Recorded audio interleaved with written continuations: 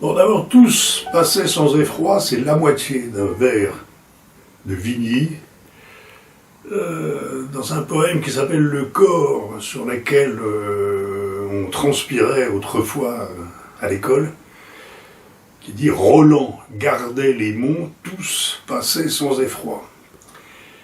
C'est important de connaître la première partie parce qu'elle indique le décor, le cadre géographique, puisque Roland est dans le coup, c'est donc qu'il s'agit des Pyrénées. Et en fait, c'est un récit, des récits de traversée des Pyrénées, de la France vers l'Espagne, pendant les 4 années de l'occupation de 40 à 44. Et donc ça concerne beaucoup de gens différents.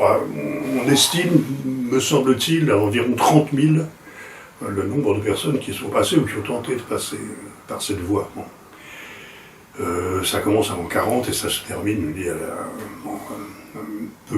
assez peu de temps après. Enfin, disons, ça se termine dans les semaines ou les mois qui suivent le débarquement.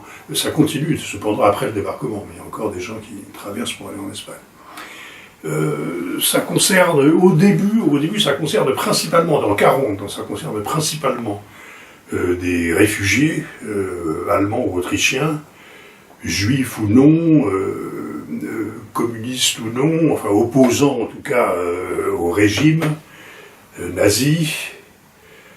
Et les passages, dont l'un des plus illustres, Walter Benjamin, enfin, il y en a beaucoup d'autres. Parmi les récits que je mentionne, il y a aussi Alma Mahler, accompagné de son mari ou de son compagnon Franz Werfel, à l'époque un écrivain connu. Et donc au début ça se passe assez simplement, d'abord parce que les Allemands ne sont pas encore là et que malgré tout c'est plus facile de se débrouiller avec les gendarmes français qu'avec les Allemands. Et ensuite parce que de ce fait, c'est surtout par les parties basses des Pyrénées, c'est-à-dire aux deux extrémités, et en particulier du côté de la Méditerranée, sur le côté de Banyuls et de Cerbère. Benjamin passe à partir de Banyuls, Alma Mahler, elle passe à partir de Cerbère. Bon, enfin, peu importe, même si le chemin emprunté par Benjamin est beaucoup plus difficile que celui emprunté par Alma Mahler, ça reste quand même faisable. Ça reste d'ailleurs à tel point faisable que je l'ai fait moi-même. Enfin, j'ai emprunté le chemin de Walter Benjamin pour passer donc de Banyuls à Portbou, en Espagne ou en Catalogne.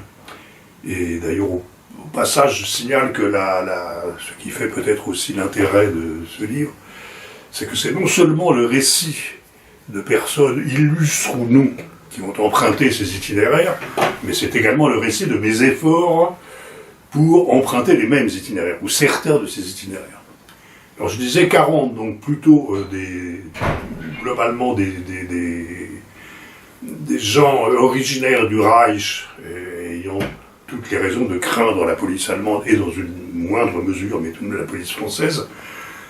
Après ça évolue au cours de la guerre, et il y a beaucoup c'est aussi la voie qu'empruntent généralement les aviateurs alliés, qui ont eu la chance de survivre à la destruction de leur appareil, et d'arriver à terre sains et saufs, et donc c'est la principale voie d'évacuation. Il y en a d'autres, il y en a à travers la Manche, mais c'est surtout à travers les Pyrénées que les aviateurs alliés étaient évacués vers l'Espagne, et de là vers l'Angleterre. Les choses changent à partir de novembre 1942, c'est-à-dire à partir du débarquement allié en Afrique du Nord. Et incidemment, le débarquement allié en Afrique du Nord entraîne l'invasion de la zone sud par les Allemands, et il entraîne aussi, d'une manière ou d'une autre, enfin, c'est au même moment qu'est instauré le STO, le service du travail obligatoire. Et donc là, tous ces événements concomitants entraînent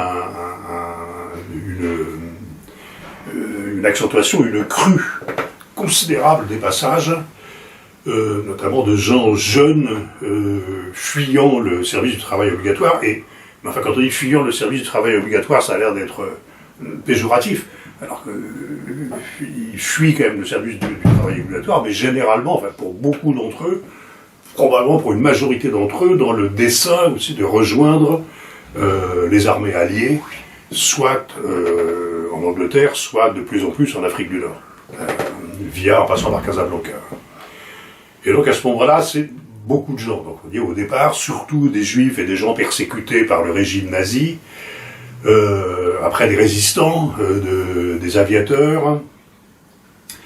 Et puis là, donc, à partir de fin 42, des gens très nombreux avec des motivations diverses, mais dont beaucoup sont décidés à rejoindre les armées alliées.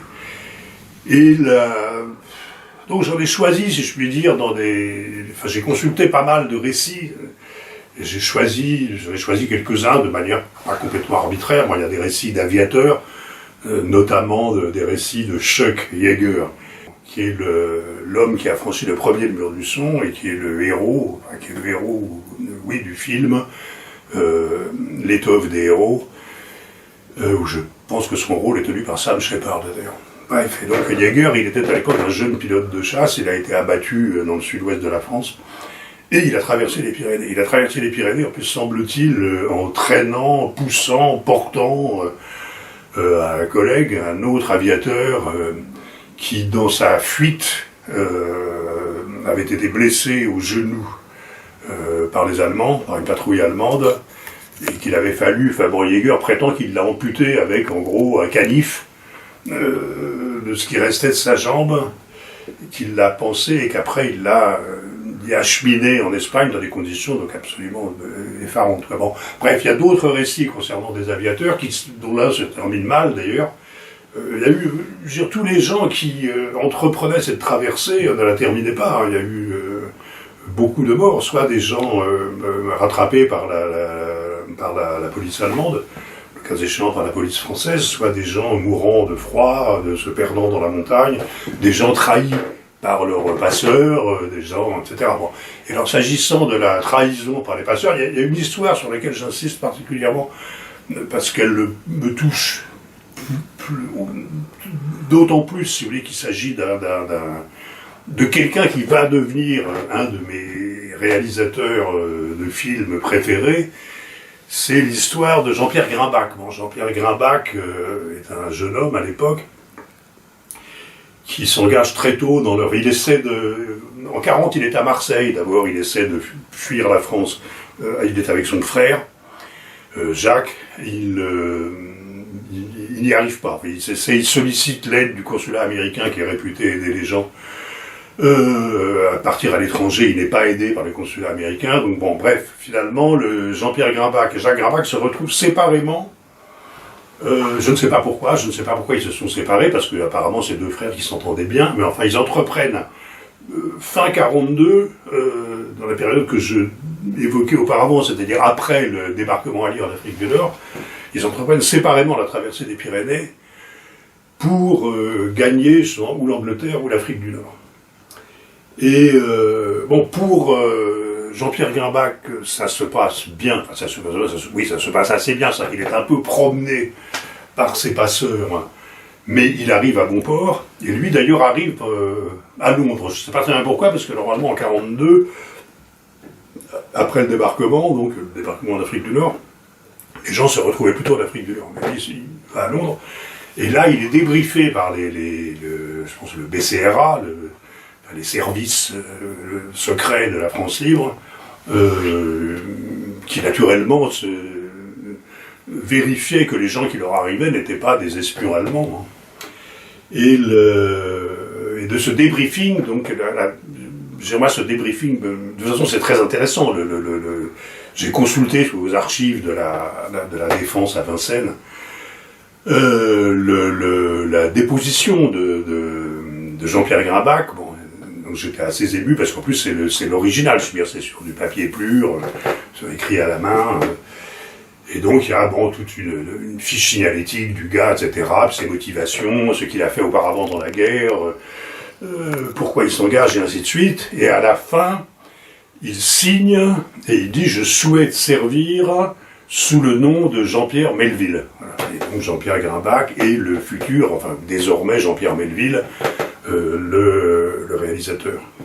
À la même époque, donc il y a quelques jours d'intervalle, je crois, son frère Jacques, qui a un handicap, c'est qu'il est plus lourd. Jean-Pierre Melville n'était pas particulièrement sportif, mais enfin, il avait servi, lui, dans l'artillerie en 40, il était assez... il était plus jeune, il était moins lourd. Bon, Jacques Grimbach était une espèce de notable socialiste, rédacteur en chef peut-être, enfin rédacteur du Populaire, le journal de la SFIO, ami de Léon Blum, etc. C'était plus un notable. Bon. Et c'est quelqu'un qui n'avait manifestement aucune pratique d'un sport quelconque, enfin il semble pas en tout cas, qui était donc plus fragile. Et Jacques Grimbach est passé avec d'autres gens sous la conduite d'un passeur espagnol qui s'appelle Lazare Cabrero. Et très rapidement, il s'est pété la cheville. Et donc, il n'est jamais arrivé en Espagne. Il a disparu.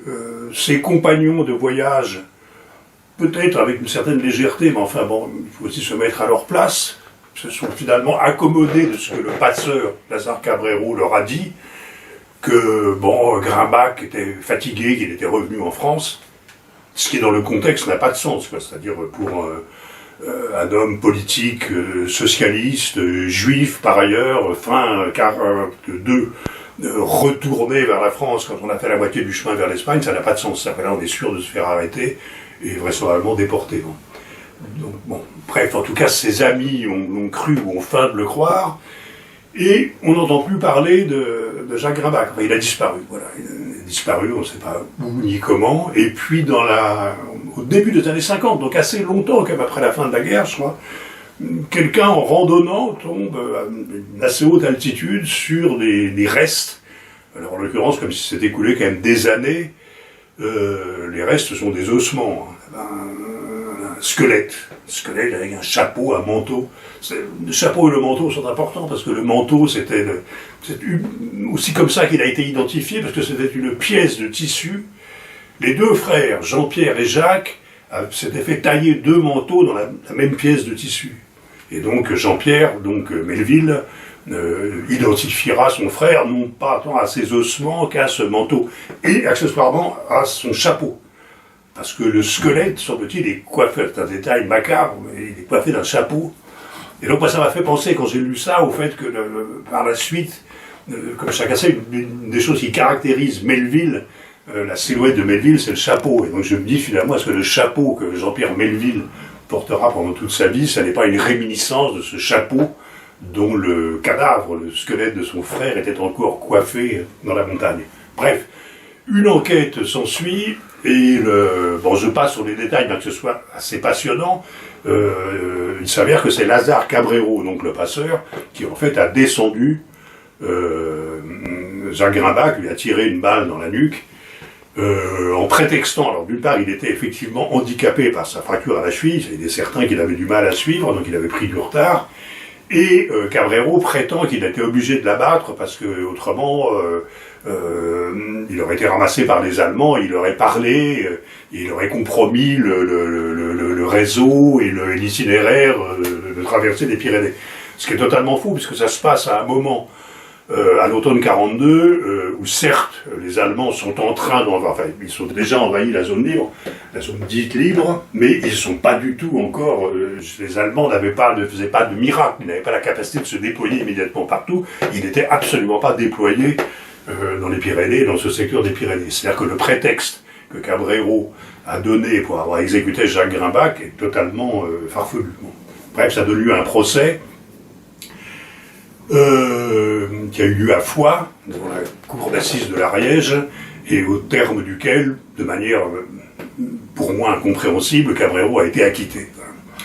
Et je raconte tout ça. Bon, là je ne suis pas historien, mais là c'est vrai que j'ai fait un travail que pourrait faire un historien, puisqu'il se trouve que les archives, les pièces de l'instruction de cette affaire sont en principe inaccessibles pour une durée d'1 siècle. À partir de la date du procès, c'est en 52, sauf erreur de ma part.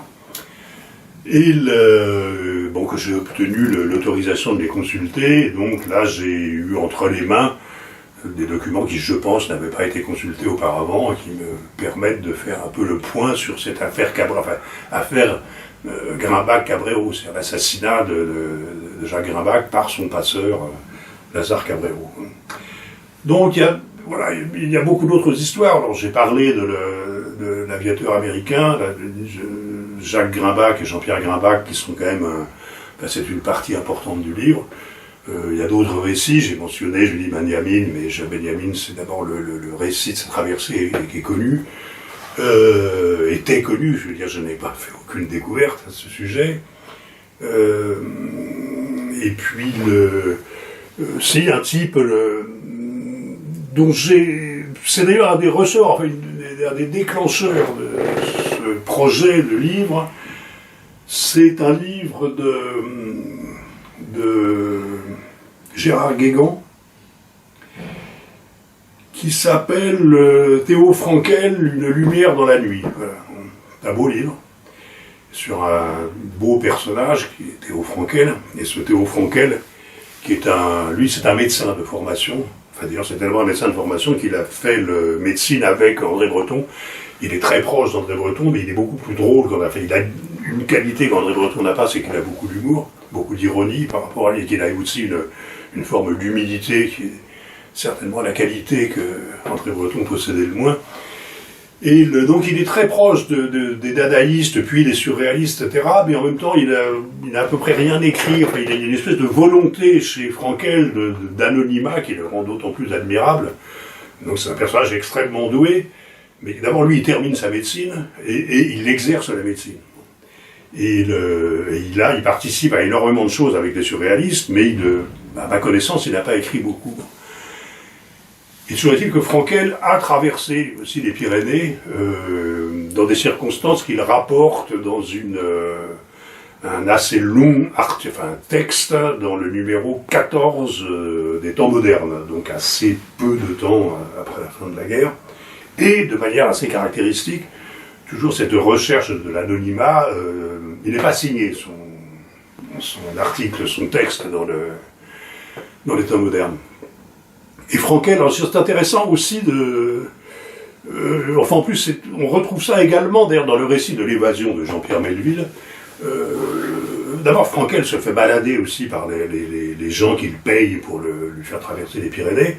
Enfin, c'est un récit. Je veux dire, Frankel est un mec qui a beaucoup d'humour. Donc, il arrive à faire de son récit de la traversée quelque chose de franchement comique, avec un côté même un peu Charlie Chaplin. Enfin bon, il est largué par les autres, il s'en fait pas du tout. Au lieu de paniquer comme on le ferait à sa place, il fait un petit somme sur des bruyères, etc., qui sont des faits qui forment un matelas un peu élastique.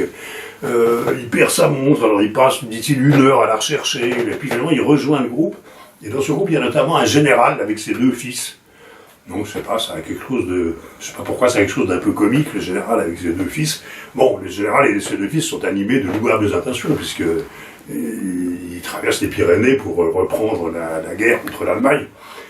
Mais le passeur principal, enfin arrivé en tout cas en Espagne, qui est pourtant ce qu'on appelait à l'époque un rouge, un vétéran de l'armée républicaine espagnole, et par ailleurs un antisémite apparemment de choc, puisqu'à un moment donné, il éjecte purement et simplement Frankel de la colonne.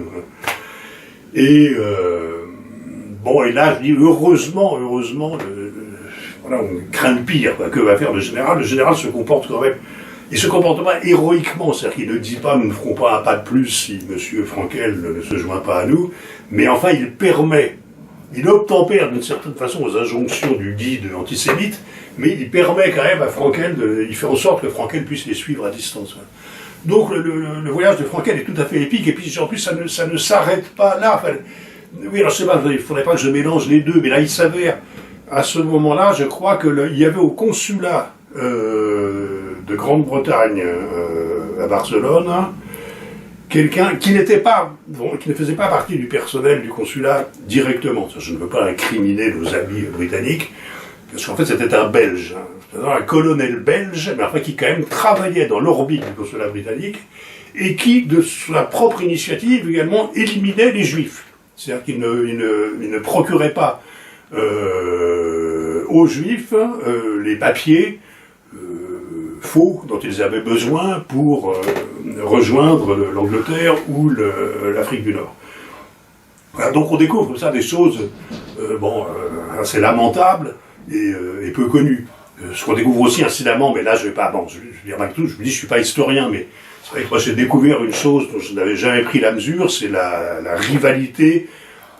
Tous ces jeunes gens assez héroïques, qui rejoignaient l'Afrique du Nord dans l'idée de reprendre la lutte contre l'Allemagne, ils arrivent à Casablanca et là ils découvrent, pour eux, ils rejoignent l'armée française en train de se reconstituer, etc. Et en fait, manque de peau, il y en a deux armées françaises.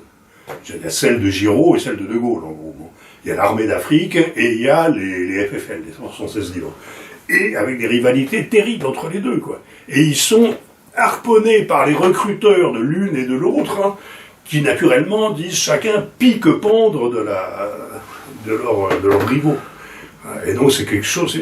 Ces gens viennent d'affronter quand même une épreuve assez redoutable. Ils arrivent pour être confrontés à ces querelles, on peut appeler des querelles de famille d'ailleurs, entre gaullistes et girodistes. Un truc qu'on ne connaît pas tellement. Enfin, à supposer qu'on s'intéresse à cette période. Voilà, et tout ça, il y a une dimension supplémentaire que je n'ai pas encore évoquée, c'est que tout ça, interfère, avec l'histoire de ma famille, notamment de mon père et d'un oncle, un oncle frère de mon père. L'oncle en question avait commis l'erreur dramatique de s'engager dans la Légion des volontaires français contre le bolchevisme et de se retrouver en Russie, en URSS. Mais il a eu la bonne idée, parce que au fond c'était un homme profondément gentil, tel que je l'ai connu. Et il a eu la bonne idée de déserter presque aussitôt, semble-t-il, dès qu'il a vu, j'imagine, le genre de travail que les Allemands confiaient à la LBF. Il a déserté, il a traversé les Pyrénées, à mon avis, avec l'aide de réseaux de l'Église, parce qu'il avait 2 sœurs religieuses, et il a rejoint, lui aussi, l'Afrique du Nord. Il s'est engagé dans les parachutistes, mais comme c'était un homme assez marqué par la malchance, à son 2e ou 3e saut, il s'est cassé la jambe, et donc il n'a rien pu faire de plus. Enfin, c'est un itinéraire assez particulier, quoi. C'est quelqu'un qui s'engage dans la LVF, qui déserte presque aussitôt, qui, dans le même mouvement, gagne les Pyrénées, les traverse apparemment. Alors la traversée de la France, c'est certainement avec des réseaux catholiques, mais en revanche, la traversée des Pyrénées, je pense qu'il l'a fait tout seul. Après, le camp de Miranda en Espagne, libéré de Miranda, hop, l'Afrique du Nord, pouf, les parachutistes, et bing, il se casse la jambe. Bien. D'un autre côté, il y a mon père. Mon père, lui, était médecin, était l'un des médecins. Il faisait partie du service de santé de la première division française libre, la première DFL. Et il se trouve que Melville, après avoir passé avec succès son examen auprès du BCRA à Londres, comme il avait déjà servi dans l'artillerie auparavant, est affecté à l'artillerie de la première DFL.